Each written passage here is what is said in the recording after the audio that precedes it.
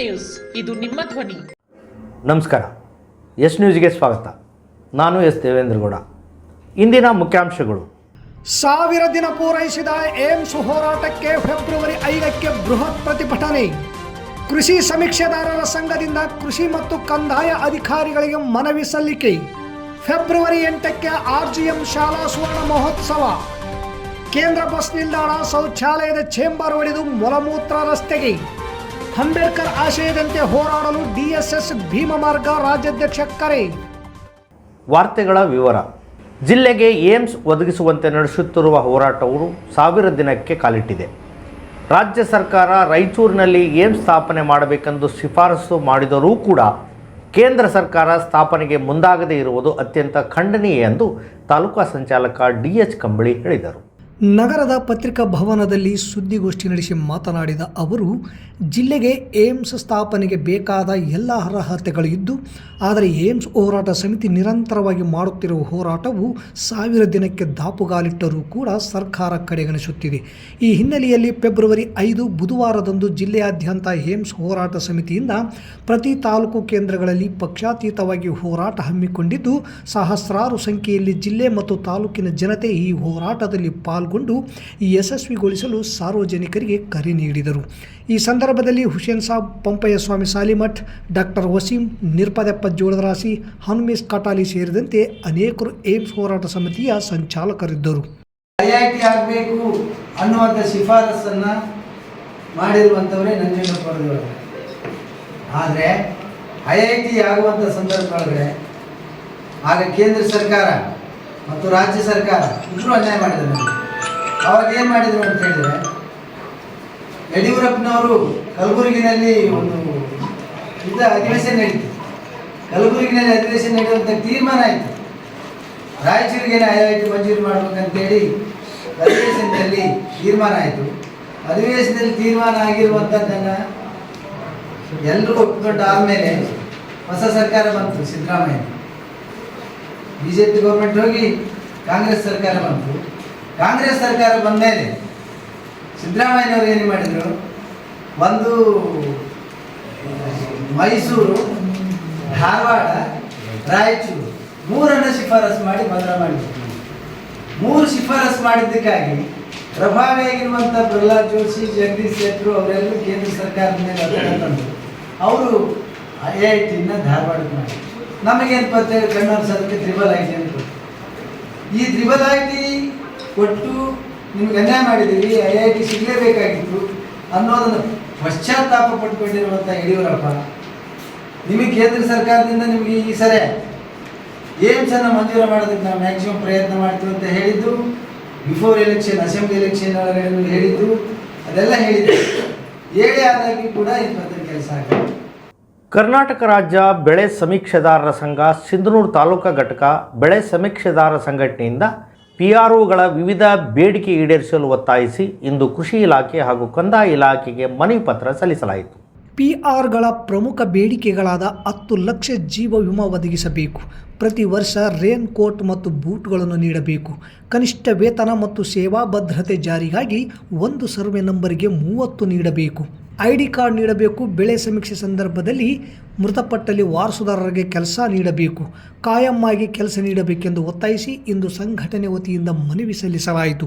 ಈ ಸಂದರ್ಭದಲ್ಲಿ ಉಲಿಗಯ್ಯ, ಅರುಣ್ಕುಮಾರ್, ಅಂಬಣ್ಣ, ನಾಗರಾಜ್, ಬಸವರಾಜ್ ಹೊಸಪೇಟೆ, ಚಂದ್ರೇಶ್, ನಾಗರಾಜ್ ಪುಲ್ದಿನ್ನಿ, ಮೊಹಮ್ಮದ್ ಮೈನುದ್ದೀನ್ ಯತ್ಮಾರಿ, ಬೃಂದಾವನ ಸರ್ಕಾರ RH ನಂಬರ್ 4, ವೆಂಕಟೇಶ್ ದೊಡ್ಡಮನಿ ಸೇರಿದಂತೆ ಅನೇಕ ಸದಸ್ಯರು ಇದ್ದರು.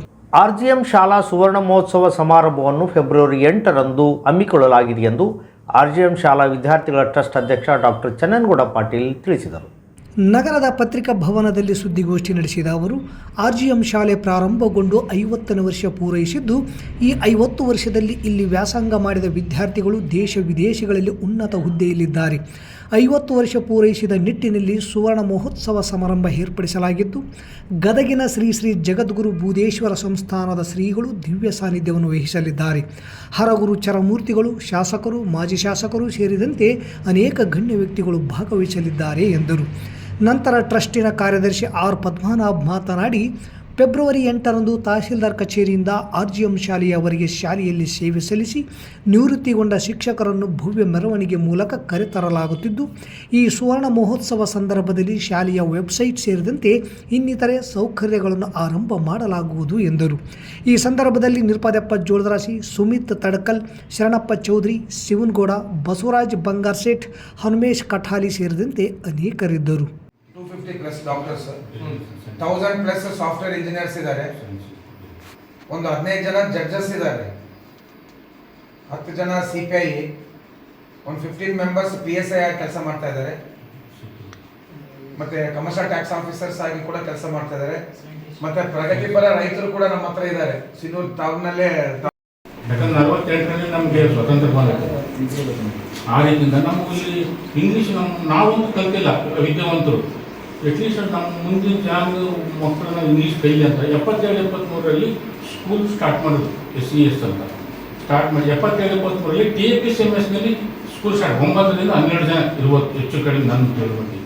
ನಗರದ ಬಸ್ ನಿಲ್ದಾಣ ಶೌಚಾಲಯದಲ್ಲಿ ನೀರಿಲ್ಲದೆ ಮಹಿಳಾ ಪ್ರಯಾಣಿಕರು ಪರದಾಡೋ ಪ್ರಸಂಗ ನಡೆಯಿತು. ಜೊತೆಗೆ ಶೌಚಾಲಯದ ಚಂಬರ್ ಒಡೆದು ಮೂಲ ಮಲಮೂತ್ರ ರಸ್ತೆಗೆ ಹರಿದು ಸಾರ್ವಜನಿಕ ರೋಗ ರುಜಿನ ಬಂದರೆ ಯಾರು ಹೊಣೆ ಎನ್ನುವುದು ಸಾರ್ವಜನಿಕರು ಆಕ್ರೋಶ. ನಗರದ ಕೇಂದ್ರ ಬಸ್ ನಿಲ್ದಾಣದಲ್ಲಿ ಇರುವ ಪುರುಷ ಹಾಗೂ ಮಹಿಳೆಯರ ಶೌಚಾಲಯಗಳಲ್ಲಿ ರಾತ್ರಿಯಿಂದ ಬೆಳಗಿನ ತನಕ ನೀರು ಇಲ್ಲದೆ ಪ್ರಯಾಣಿಕರು ಬಹಳ ತೊಂದರೆ ಅನುಭವಿಸಿದರು. ಈ ಹಿಂದೆ ಕೇಂದ್ರ ಬಸ್ ನಿಲ್ದಾಣದ ಶೌಚಾಲಯದ ಟೆಂಡರ್ ದುರ್ಗಪ್ಪ ಸುಕಲ್ಪೇಟೆಯವರಿಗಿತ್ತು. ಈ ವರ್ಷ ರಾಜೇಶ್ ಎನ್ನುವ ವ್ಯಕ್ತಿಗೆ ಶೌಚಾಲಯ ಟೆಂಡರ್ ಆಗಿದೆ. ಹೊಸ ಟೆಂಡರ್ದಾರ ಪ್ರಯಾಣಿಕರಿಗೆ ನೀರಿನ ಸಮಸ್ಯೆಯಾಗದಂತೆ ನೋಡಿಕೊಳ್ಳುವುದು ಆತನ ಜವಾಬ್ದಾರಿ. ಆದರೆ ನಿಲ್ದಾಣದಲ್ಲಿ 1.5 ದಿವಸ ನೀರಿಲ್ಲದೆ ಇರುವುದರಿಂದ ಮಹಿಳೆಯರ ಶೌಚಾಲಯದ ಬಾಗಿಲು ಬಂದ್ ಮಾಡಲಾಗಿದೆ. ಈ ಬಗ್ಗೆ ಶೌಚಾಲಯದಲ್ಲಿ ಕೆಲಸ ಮಾಡುವ ಸಿಬ್ಬಂದಿಯನ್ನು ಮಾತನಾಡಿಸಿದಾಗ ನೀರು ಇಲ್ಲ ಎಂದು ಅಧಿಕಾರಿಗಳಿಗೆ ಹೇಳಿದರೂ ಸಹ ನೀರಿನ ಅನುಕೂಲ ಮಾಡದೇ ಇರುವುದರಿಂದ ಶೌಚಾಲಯದ ಬಾಗಿಲು ಬಂದ್ ಮಾಡಲಾಗಿದೆ ಎಂದು ತಿಳಿಸಿದರು. ಹೊಸಪೇಟೆಯ ರಾಜೇಶ್ ಶೌಚಾಲಯದ ಟೆಂಡರ್ ಆದ ಮೇಲೆ ಬಸ್ ನಿಲ್ದಾಣಕ್ಕೆ ಅಲ್ಲಿನ ಸಮಸ್ಯೆಗಳನ್ನು ಪರಿಹರಿಸುವ ಪ್ರಯತ್ನ ಮಾಡದೆ ನಿರ್ಲಕ್ಷ್ಯ ಮಾಡಿದ ಕಾರಣ ನೀರಿನ ಸಮಸ್ಯೆಯಾಗಿ ಮಹಿಳೆಯರು ನರಕ ಯಾತನೆ ಅನುಭವಿಸಿದರು. ನೀರಿನ ವ್ಯವಸ್ಥೆ ಮಾಡದೆ ಘಟಕ ವ್ಯವಸ್ಥಾಪಕರು ರಾಜೇಶನ್ನು ಕರೆದು ರಿಪೇರಿ ಮಾಡಿಸುವುದು ಪ್ರಯತ್ನ ಮಾಡಬೇಕಾಗಿತ್ತು. ನೀರಿಲ್ಲದೆ ಇರುವುದರಿಂದ ಮಹಿಳಾ ಪ್ರಯಾಣಿಕರು ಆಕ್ರೋಶ ವ್ಯಕ್ತಪಡಿಸಿ ಘಟಕದ ವ್ಯವಸ್ಥಾಪಕ ಹಾಗೂ ಟೆಂಡರ್ದಾರನಿಗೆ ಹಿಡಿ ಶಾಪ ಹಾಕಿದರು. ಇಂದು ಶೌಚಾಲಯದ ಚೇಂಬರ್ ಒಡೆದು ಮಲಮೂತ್ರ ಹೊರಗೆ ಬಂದರೂ ಸಹ ಸಾರಿಗೆ ಘಟಕದಿಂದ ಯಾವೊಬ್ಬ ಅಧಿಕಾರಿಯೂ ಸಿಬ್ಬಂದಿಗಳು ಕಣ್ಣಿಗೆ ಕಾಣಲಿಲ್ಲ. ವಾಸನೆ ತಾಳಲಾರದೆ ಪ್ರಯಾಣಿಕರು ಸಾರ್ವಜನಿಕರು ಆಕ್ರೋಶ ವ್ಯಕ್ತಪಡಿಸಿದರು. ಬಸ್ ನಿಲ್ದಾಣದಲ್ಲಿ ಎಲ್ಲಿ ನೋಡಿದರಲ್ಲಿ ಕಸದ ರಾಶಿ ಕಂಡುಬರುತ್ತಿದೆ. ಇದರ ಬಗ್ಗೆ ಜಿಲ್ಲಾ ಸಾರಿಗೆ ಅಧಿಕಾರಿಗಳು, ನಗರ ಸಾರಿಗೆ ಘಟಕದ ವ್ಯವಸ್ಥಾಪಕ ಹಾಗೂ ಬಸ್ ನಿಲ್ದಾಣ ಟೆಂಡರ್ದಾರನ ಮೇಲೆ ಕಾನೂನಿನ ಪ್ರಕಾರ ಕ್ರಮ ಕೈಗೊಳ್ಳುವಂತೆ ಸಾರ್ವಜನಿಕರು ಒತ್ತಾಯ ಮಾಡಿದ್ದಾರೆ. ಕರ್ನಾಟಕ ದಲಿತ ಸಂಘರ್ಷ ಸಮಿತಿ ಭೀಮ್ಮಾರ್ಗ ರಾಜ್ಯಾಧ್ಯಕ್ಷರಾದ M. ನಾರಾಯಣ್ ಅವರು ಅಧ್ಯಕ್ಷತೆಯಲ್ಲಿ ನೂತನ ಪದಾಧಿಕಾರಿಗಳನ್ನು ಇಂದು ಆಯ್ಕೆ ಮಾಡಲಾಯಿತು. ಸಂಘಟನೆಯ ಗುರಿ ಮತ್ತು ಉದ್ದೇಶಗಳಾದ ಶಿಕ್ಷಣ, ಸಂಘಟನೆ, ಹೋರಾಟದ ಮೂಲಕ ಬಾಬಾ ಸಾಹೇಬ್ ಅವರ ಆಶಯಗಳಂತೆ ಶೋಷಿತರ ಪರವಾಗಿ ದೀನ ದಲಿತರ ಹಕ್ಕುಗಳ ರಕ್ಷಣೆಗಾಗಿ ಅನ್ಯಾಯ, ಅಕ್ರಮ, ಭ್ರಷ್ಟಾಚಾರದ ವಿರುದ್ಧ ನಿರಂತರ ಹೋರಾಟಕ್ಕೆ ಅಣಿಯಾಗಬೇಕೆಂದು ರಾಜ್ಯ ಅಧ್ಯಕ್ಷ M. ನಾರಾಯಣ್ ತಿಳಿಸಿದರು. ರಾಯಚೂರು ಜಿಲ್ಲಾಧ್ಯಕ್ಷರಾಗಿ ಮಹೇಶ್ ಜಿ, ಜಿಲ್ಲಾ ಉಪಾಧ್ಯಕ್ಷರಾಗಿ ಛತ್ರಪ್ಪ ಬಸಾಪುರ್ ಕೆ, ತಾಲೂಕು ಅಧ್ಯಕ್ಷರಾಗಿ ಬಸವರಾಜ ತುರ್ವಿಹಾಳ್, ಕಲಬುರಗಿ ವಿಭಾಗದ ಅಧ್ಯಕ್ಷರಾಗಿ ಪಂಪಪತಿ ಅಂಚಿನಾಳ್ ಕೆ ಆಯ್ಕೆಗೊಂಡಿದ್ದಾರೆ. ದೇವದುರ್ಗದಲ್ಲಿ 3 ದಿನಗಳ ಕಾಲ ನಡೆಸುವ ರಾಜ್ಯ ಮಟ್ಟದ ಅಧ್ಯಯನ ಶಿಬಿರ ಯಶಸ್ವಿಗೊಳಿಸಲು ಸಿದ್ಧತಾ ಸಮಿತಿ ರಚನೆಗಾಗಿ ಇಂದು ದೇವದುರ್ಗದಲ್ಲಿ ಜಿಲ್ಲಾ ಮಟ್ಟದ ಕಾರ್ಯಕರ್ತರ ಸಭೆ ನಡೆಸಲಾಯಿತು. ಹನುಮಂತ ಗುರಿಕಾರ್ ಅವರ ಅಧ್ಯಕ್ಷತೆಯಲ್ಲಿ ನಡೆದ ಸಭೆಯಲ್ಲಿ ರಾಜ್ಯ ಮಟ್ಟದ ಅಧ್ಯಯನ ಶಿಬಿರದ ಯಶಸ್ವಿಗೆ ಸಿದ್ಧತೆಗಳನ್ನು ಯಾವ ರೀತಿ ಮಾಡಬೇಕು, ಊಟ, ವಸತಿ ಸೇರಿದಂತೆ ಇನ್ನಿತರ ಖರ್ಚು ವೆಚ್ಚಗಳ ಕುರಿತು ಸಭೆಗೆ ರಾಜ್ಯ ಉಪಾಧ್ಯಕ್ಷರಾದ ಶಾಂತರಾಮ ನಾಯಕ್ ಮಾರ್ಗದರ್ಶನ ಮಾಡಿದರು. ನಂತರ ಸಭೆಯನ್ನು ಉದ್ದೇಶಿಸಿ ವಕೀಲರು ಹಾಗೂ ಪ್ರಗತಿಪರ ಚಿಂತಕರಾದ ಬಸನಗೌಡ ದೇಸಾಯಿ ಮಾತನಾಡಿದರು. ಸಭೆಯಲ್ಲಿ ಚರ್ಚೆ ಆಧರಿಸಿ ಸಿದ್ಧತಾ ಸಮಿತಿ ರಚಿಸಲು ಸಭೆಗೆ ಒಪ್ಪಿಗೆ ನೀಡಿತು. ಇದೇ ತಿಂಗಳು 10ರಂದು ರಾಜ್ಯ ಮಟ್ಟದ ಹೋರಾಟ ಇರುವ ಕಾರಣ ಹೋರಾಟದ ನಂತರ ಮತ್ತೆ ಸಭೆ ಕರೆಯಲಾಗುವುದು. ಆ ಸಭೆಯಲ್ಲಿ ಸಂಪೂರ್ಣವಾದ ಸಿದ್ಧತಾ ಸಮಿತಿ ರಚನೆ ಮಾಡಲಾಗುವುದು ಎಂದು ಜಿಲ್ಲಾ ಕಾರ್ಯದರ್ಶಿ ನರಸಣ್ಣ ನಾಯಕ್ ತಿಳಿಸಿದರು. ಈ ಸಂದರ್ಭದಲ್ಲಿ KG ವೀರೇಶ್, ಗಿರಿಯಪ್ಪ ಪೂಜಾರಿ, ಬಸವಂತರಾಯಗೌಡ ಕಲ್ಲೂರು, H. ವಿರೂಪಾಕ್ಷಗೌಡ ಕಲ್ಲೂರು, ಕೃಷಿ ಕೂಲಿಕಾರ ಸಂಘಟನೆಯ ಜಿಲ್ಲಾ ಅಧ್ಯಕ್ಷರಾದ ಕರಿಯಪ್ಪ ಅಚ್ಚೊಳ್ಳಿ ಹಾಗೂ ಸಬ್ಬೀರ್ ಜಾಲಳ್ಳಿ ಮುಂತಾದವರು ಇದ್ದರು. ಚಿತ್ರ ಸುದ್ದಿ. ನಗರದ ತಹಸೀಲ್ದಾರ್ ಕಾರ್ಯಾಲಯದಲ್ಲಿ ಸವಿತಾ ಮಹರ್ಷಿ ಜಯಂತಿಯನ್ನು ಹಮ್ಮಿಕೊಂಡು ಸರಳ ಮತ್ತು ಅರ್ಥಗರ್ಭಿತವಾಗಿ ಭಾವಚಿತ್ರಕ್ಕೆ ಪುಷ್ಪಾರ್ಚನೆ ಸಲ್ಲಿಸುವ ಮೂಲಕ ಆಚರಿಸಲಾಯಿತು. ಮತ್ತೊಮ್ಮೆ ಮುಖ್ಯಾಂಶಗಳು. 1000 ದಿನ ಪೂರೈಸಿದ ಏಮ್ಸ್ ಹೋರಾಟಕ್ಕೆ ಫೆಬ್ರವರಿ 5ಕ್ಕೆ ಬೃಹತ್ ಪ್ರತಿಭಟನೆ. ಕೃಷಿ ಸಮೀಕ್ಷೆದಾರರ ಸಂಘದಿಂದ ಕೃಷಿ ಮತ್ತು ಕಂದಾಯ ಅಧಿಕಾರಿಗಳಿಗೆ ಮನವಿ ಸಲ್ಲಿಕೆ. ಫೆಬ್ರವರಿ 8ಕ್ಕೆ RGM ಶಾಲಾ ಸುವರ್ಣ ಮಹೋತ್ಸವ. ಕೇಂದ್ರ ಬಸ್ ನಿಲ್ದಾಣ ಶೌಚಾಲಯದ ಚೇಂಬರ್ ಒಡೆದು ಮೊಲಮೂತ್ರ ರಸ್ತೆಗೆ. ಅಂಬೇಡ್ಕರ್ ಆಶಯದಂತೆ ಹೋರಾಡಲು DSS ಭೀಮ ಮಾರ್ಗ ರಾಜ್ಯಾಧ್ಯಕ್ಷ ಕರೆ. ಇಲ್ಲಿಗೆ ವಾರ್ತಾ ಪ್ರಸಾರ ಮುಕ್ತಾಯವಾಯಿತು. ನಿರಂತರ ಸುದ್ದಿಗಾಗಿ ವೀಕ್ಷಿಸಿ ಎಸ್ ನ್ಯೂಸ್. ಇದು ನಿಮ್ಮ ಧ್ವನಿ. ನಮಸ್ಕಾರ.